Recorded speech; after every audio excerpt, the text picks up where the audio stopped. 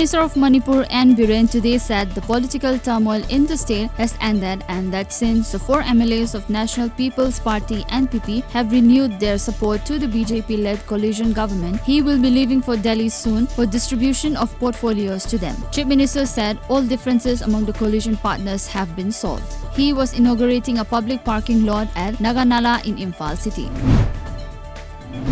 In Manipur, 86 more persons were confirmed positive of COVID-19 in the last 24 hours. The samples were confirmed at the Virus Research and Diagnostic Laboratories of Regional Institute of Medical Sciences RIMS and Jawaharlal Nehru Institute of Medical Sciences JNIMS Imphal. This takes the total tally to 1,056 in the state.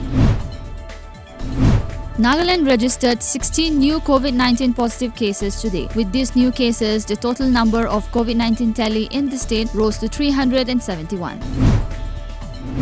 3 militants have been killed in another encounter that broke out in Chewa Ular area of Tral in Pulwama district of South Kashmir. As per media reports, the gun battle between militants and security forces had started last evening and went on till this morning. The gun battle was briefly halted at Thursday night. According to reports, all the 3 militants have been killed in exchange of fire. 2 armed forces personnel may have also suffered injuries. Officials have confirmed that all the 3 militants are local youths who had taken up arms to join militancy and belong to the trial area.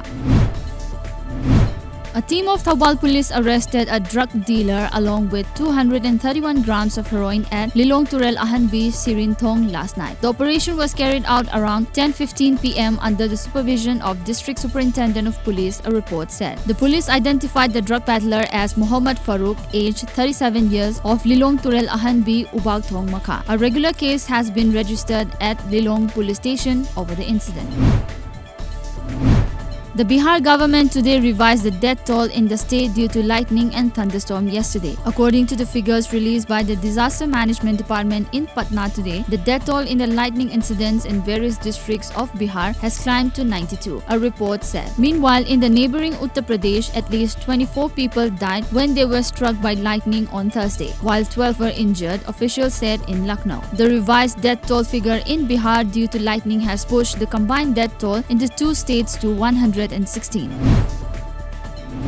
Institute of Addiction and Alcohol Overcomers President S. Herojit criticized the public and authorities over alleged ill treatment meted out to drug users and doing nothing against drug smugglers. He was speaking during the observation of International Day Against Drug Abuse and Illicit Trafficking 2020, organized by Overcomers in collaboration with Sanity Foundation and CON, today under the theme International Day of Support of Victims of Torture at the Overcomer Office Complex in Lamfelpa.